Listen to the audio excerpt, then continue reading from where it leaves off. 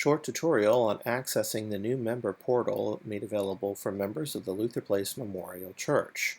This will be part of our new website that we'll be launching in the next few weeks. By now, members of Luther Place have been sent an email from the church office asking you to log into the portal to make sure your contact information is up to date. Today we're going to review what the member portal looks like and how you make those changes if you've not already done so. The URL is accessible through any desktop browser or through your smartphone browser as well, and it's lutherplace.fellowship1.go. So let's log in. As I mentioned, you've already received your contact login details. If for any reason you've forgotten your password, click on the Forgot Password link, and a temporary password will be sent to you. For security purposes, the email does not include your username. If you've forgotten your username, you'll need to contact the office during normal business hours. So let's click on Login and see what we've got here.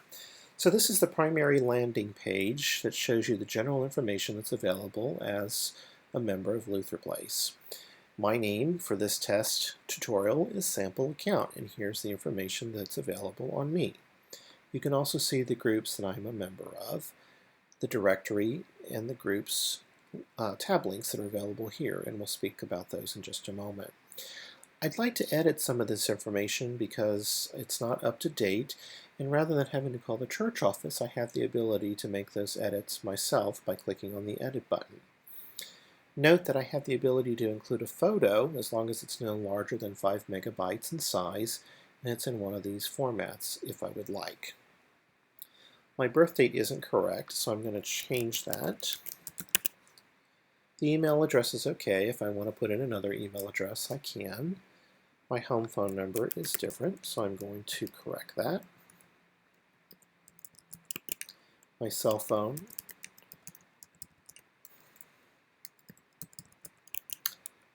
And my work phone. So that way I'm going to update my information.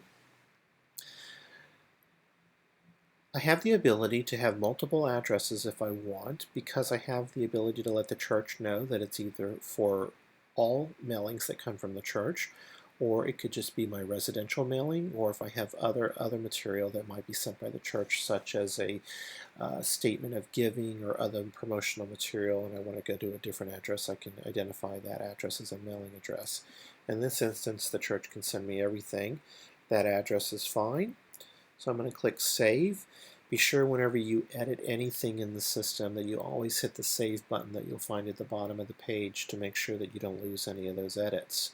And you'll see that a green bar pops up at the top of the page that tells me that the changes were made. If for any reason there's an error, it will show up in red and it'll tell you what that error is. If you're giving to the church, you can click on the Giving tab, and this will show you your giving history. The history in this new system begins January 1st through 2016 through the present time. It'll show your giving in real time if you use electronic giving capabilities. For example, if you use text giving or the F1Go app, or you give through the website, it's real time. The contributions will show up in just a matter of minutes. If you use traditional paper check, or you use cash and you made the offering during the Sunday worship service, or you sent it to the church office, you should provide a few extra days for that information to show up. Otherwise, any electronic giving that you do through the Fellowship One system will show up in a matter of minutes. Because this is real time, you have the ability to log in at any time. If you'd like a report of your giving history, simply click on the Settings option and choose Print, and a PDF will be generated, and you can open and save that PDF however you do on your desktop, so you can share that with your tax accountant, whomever you need to share the information with. If you click on the Account tab, this is where you have the ability to change the username if you don't like the default name that's assigned to you by the system. If the name that you choose has been already selected by someone else, it will notify you that you'll need to choose a different username. You should also change your password. If you still have a default password that was sent to you when you automatically logged into the system for the first time, we recommend that you change the password now, and this is where you would make those changes. You'd confirm that new password. Be sure to remember to save so that you can update whatever account changes that you've made. The system will send you emails from time to time from different group leader activities. If you want to unsubscribe from those mass emails, you can do so here. We encourage you not to so that you can stay up to date with the information that's being sent out by the church.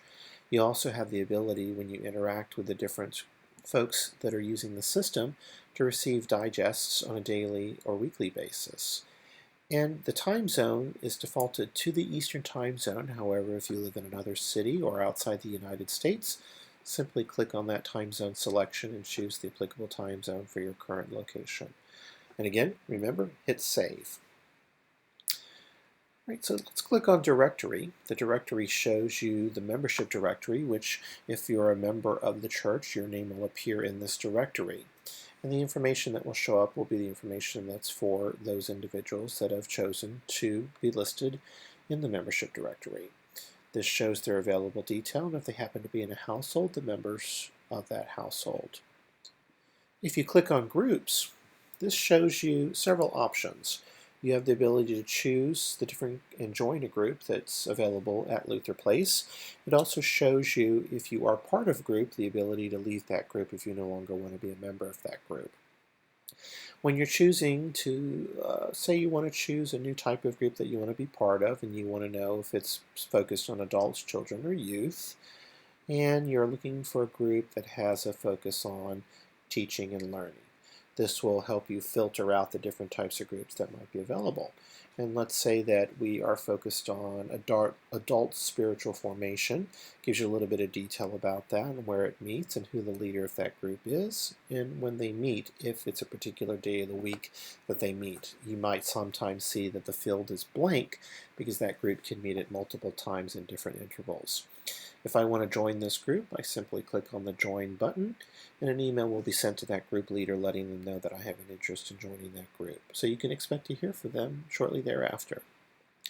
Another feature that's available for members through the member portal is the calendar. You can use the calendar in the member portal through the browser or through your F1 app.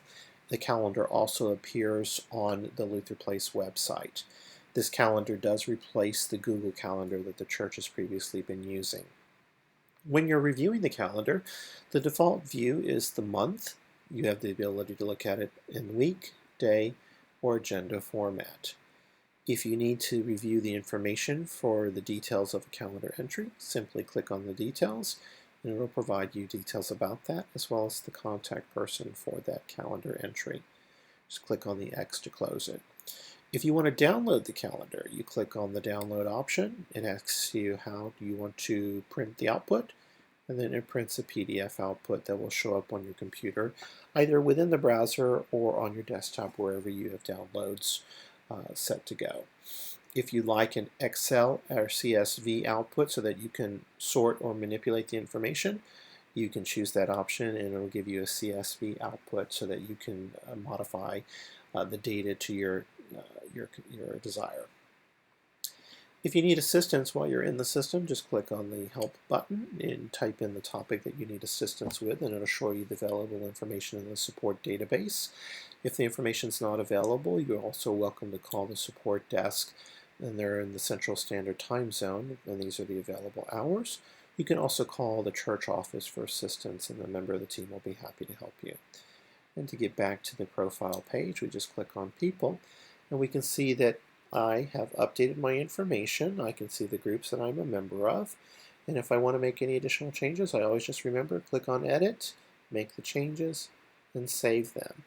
And for security purpose, I should always remember to log out of my profile from my computer or from my browser, no matter where I'm at. Because this information is available on the web, you can make these changes anywhere. You don't have to be on your computer at home or on your smartphone. You can make them from a computer at the library, at the store, wherever there's internet access.